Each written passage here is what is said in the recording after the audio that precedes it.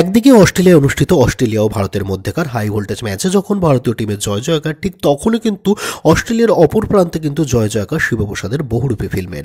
অস্ট্রেলিয়ার সিডনি, মেলবোর্নের পাশাপাশি অস্ট্রেলিয়ার পড়শি দেশ নিউজিল্যান্ডের যেসব হলে মুক্তি পেয়েছে বহুরূপী ফিল্মটি, সবকটাতেই হাউসফুল চলছে ফিল্মটি। আজ থেকে 1.5 মাস আগে মুক্তি পেয়েছিল বহুরূপী ফিল্মটি। লড়াইটা মোটেও সহজ ছিল না বহুরূপীর জন্য।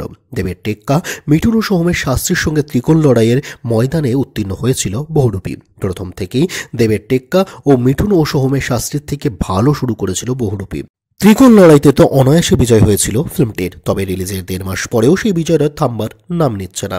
শহরতলিতে এখনও অবধি মোট 97টি প্রেক্ষাগৃহে সগৌরবে চলছে ফিল্মটি। বহুরূপীতে মুগ্ধ মাল্টিপ্লেক্স ও সিঙ্গেল স্ক্রিন দুইয়েরই দর্শক। বহুরূপীতে মুগ্ধ হল ফেরত দর্শকেরা দাবি জানিয়েছে বহুরূপী 2 এর। আসলে ফিল্মের শেষে সিকুয়েলের একটা ইঙ্গিতও রেখেছে পরিচালকদ্বয়।